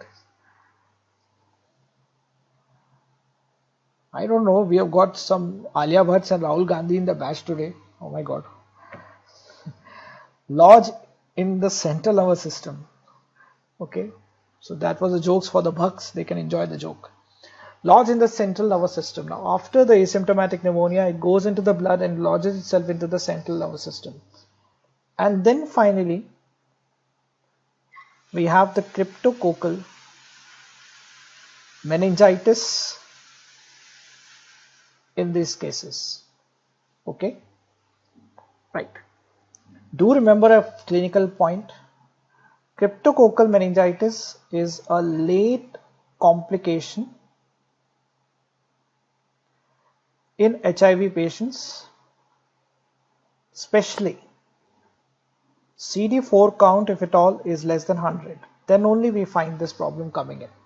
If the CD4 count is less than 100, okay, so it's a late complication. Don't know, my family members keep on doing their own work whenever I am teaching. They are not worried, they are just cooking food for the day. Clinical features. Okay, clinical features. Do remember, these patients most of the time have got a non-specific kind of a headache.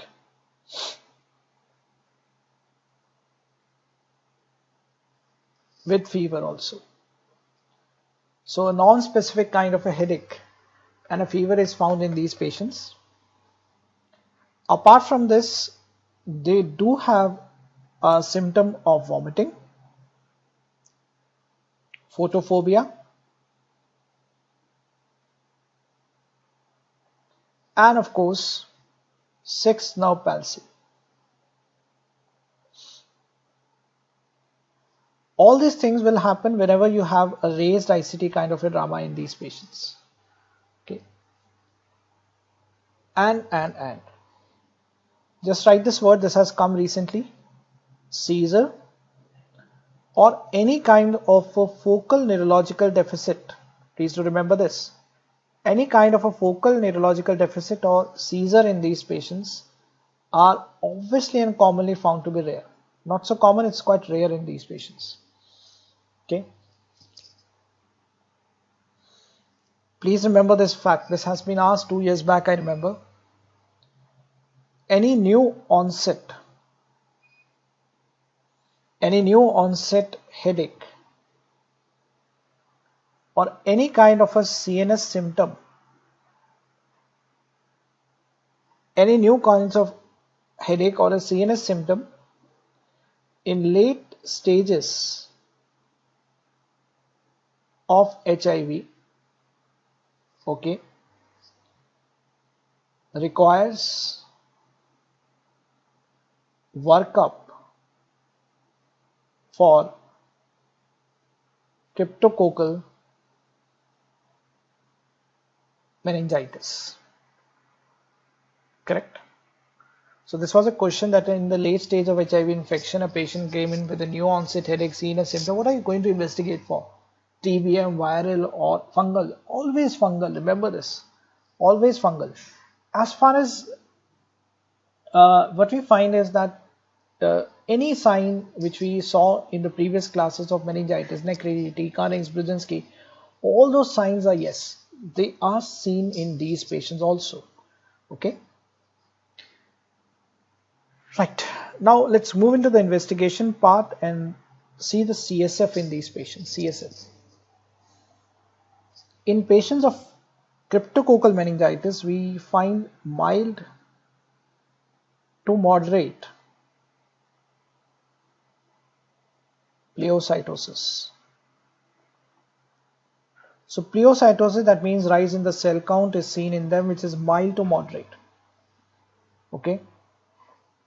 And now can you guys tell me, if you apply your mind, you will be able to solve this question. What are we going to have more, lymphocytes or the neutrophils?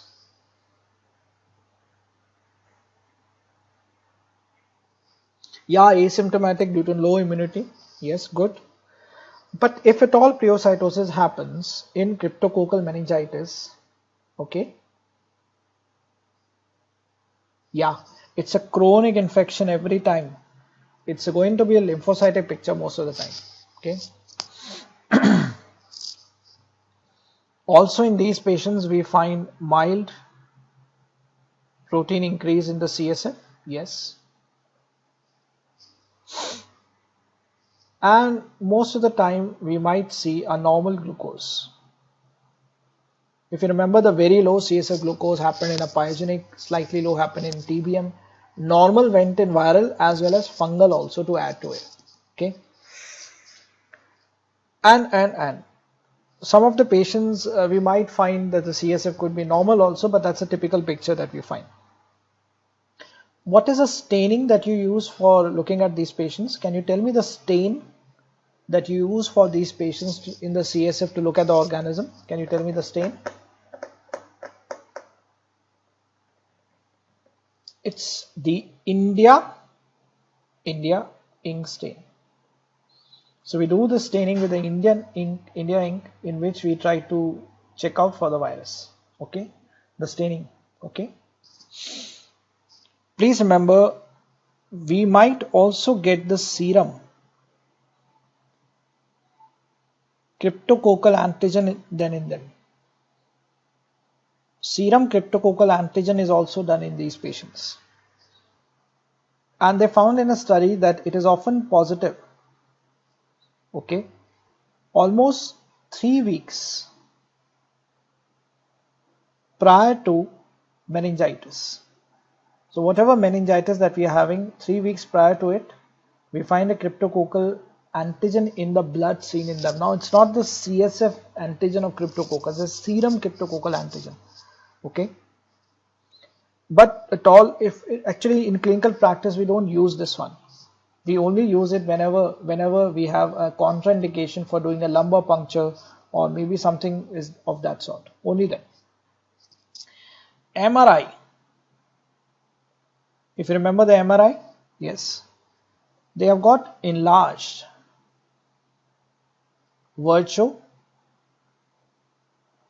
Robin spaces in patients of cryptococcal meningitis. Now, what is Virchow Robin spaces and all these things?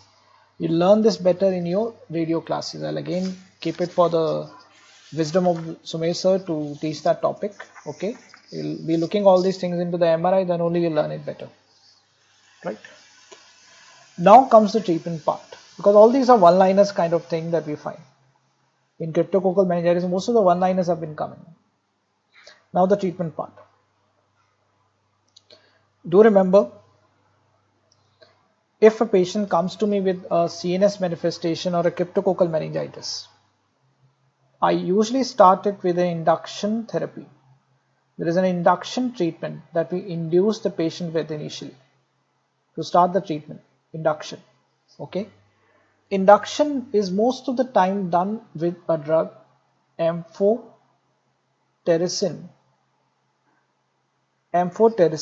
B. Okay. It's obviously given through the route IV intravenous, along with a drug which is flucytosine.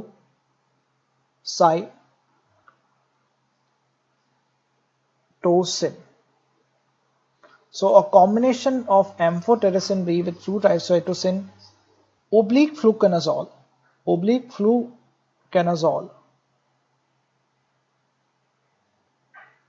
can be used in them.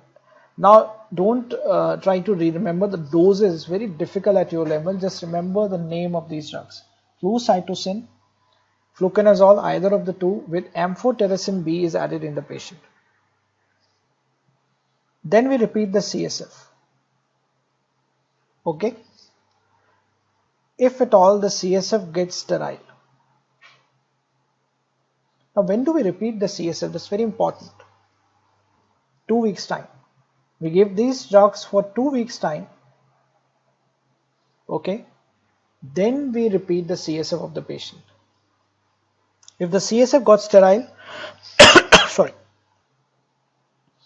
we go with a standard drug, fluconazole, through the route oral for another 8 weeks time. So total duration of fluconazole, if at all I have to give, it has to be 2 plus 8, 10 weeks time. Okay. After this, I'll continue with fluconazole. Of course, we are giving it oral. I'm writing the word oral over here. I'm not using the word IV now. It's oral fluconazole that we give to the patient.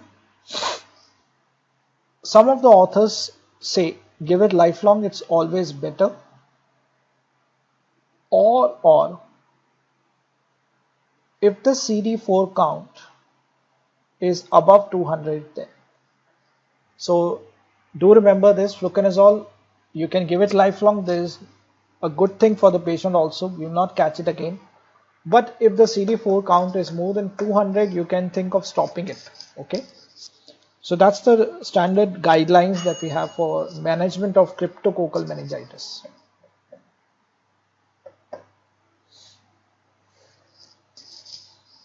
Right.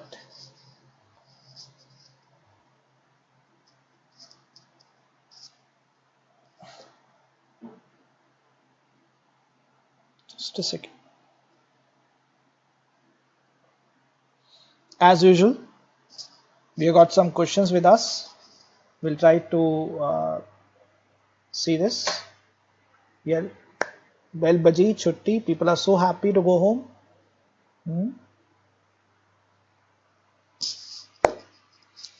Tomorrow we will start with Parkinsonism and movement disorder, and don't miss that class. It's a very high and interesting class, going to be very interesting.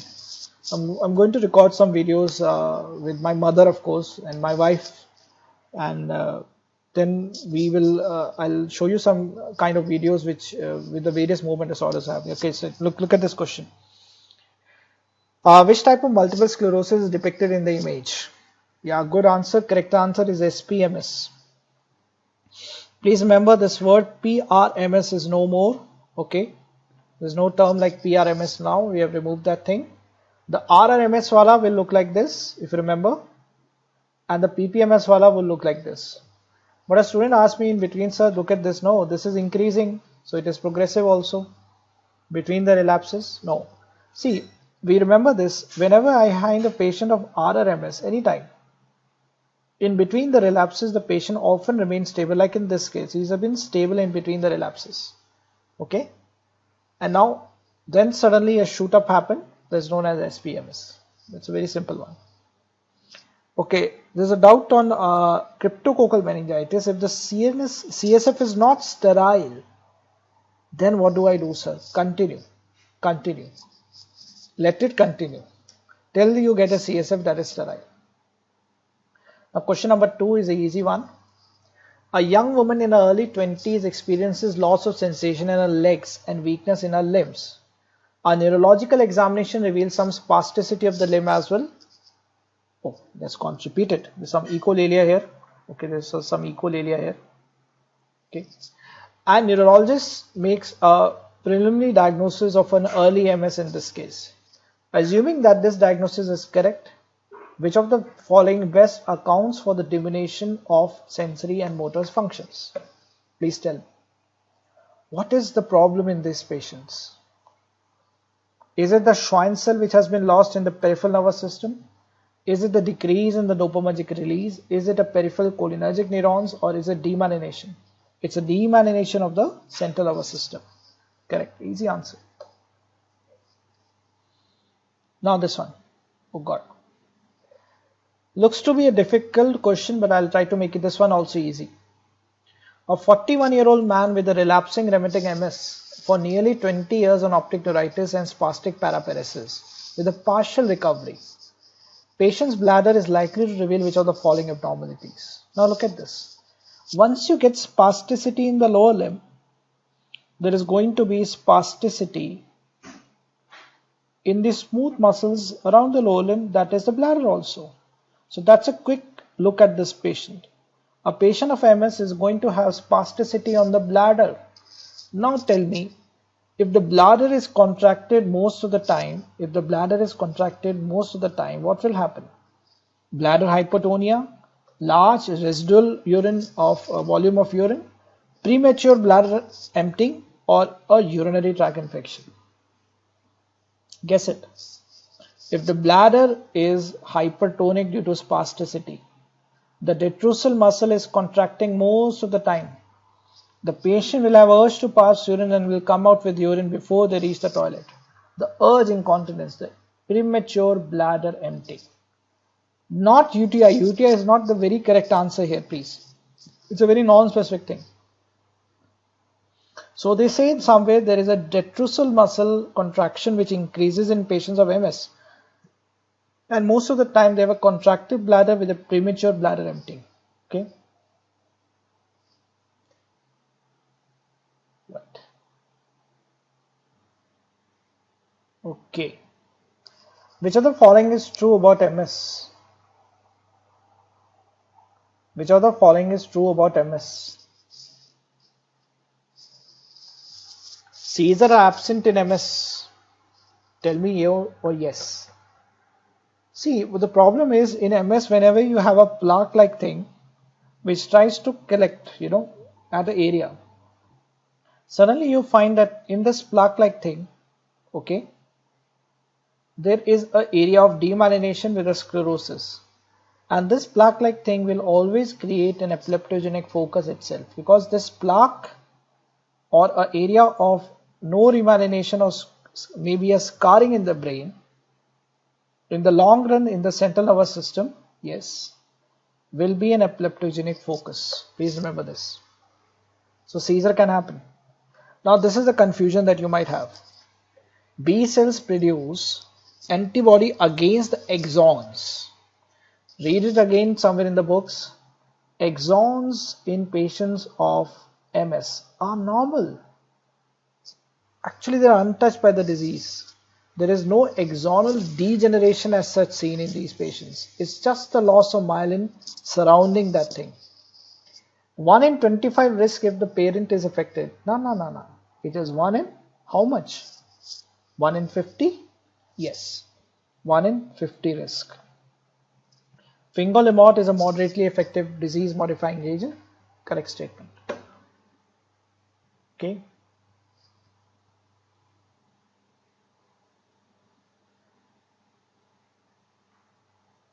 Now this one. A 24-year-old man has multiple sclerosis, recovered from left optic neuritis a year earlier, and more recently has developed progressive ataxia. When considering the prognosis of MS, which is likely to be a benign course of the disease, what is the thing which happened at the onset in the patient's life? That made me think that he is going to carry a good prognosis. Please tell that now.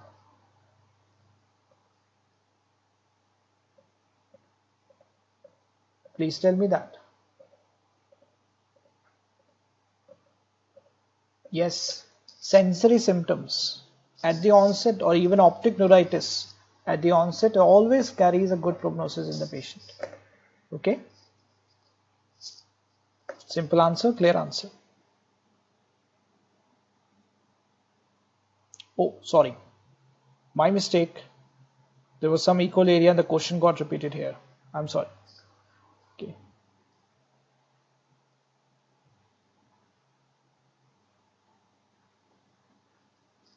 One question got deleted somewhere actually. I don't know.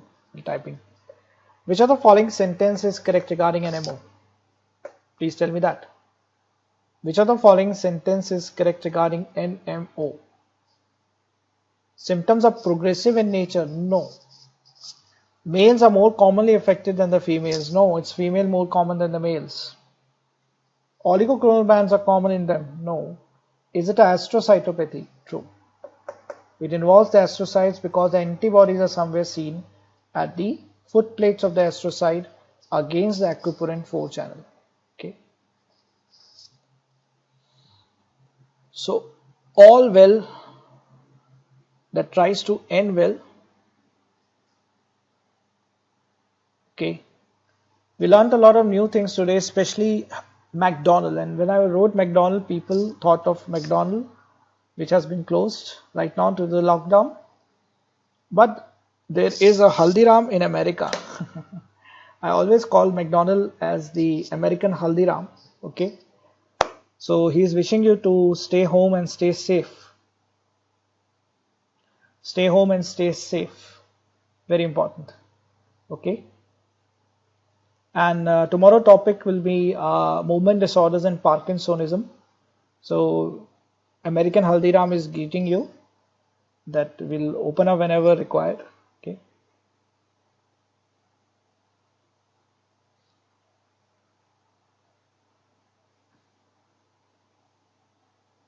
Please post your queries on the Facebook club in today's post, which I put on multiple sclerosis. Okay.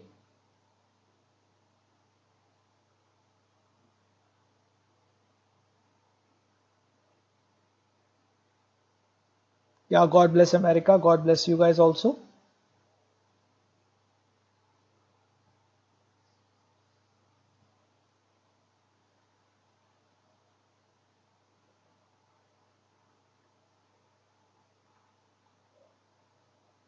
Please go through the question paper in the snapshot in that Facebook page also, because I have just missed one question here. I don't know. I did not come in the display, and I'll just put one extra question there. Okay, just be in tune with me. And please, my apologies if I'm not able to answer some of your queries so rapidly like you ask. Because see, at the end of the day, I'm a family man. I have to do a lot of work, let my kids do the homework, do cleaning, make food. So a lot of responsibilities at the kind of a lockdown is with me, right? So I'll answer all your queries, don't worry. Okay, good night. Stay home, stay safe.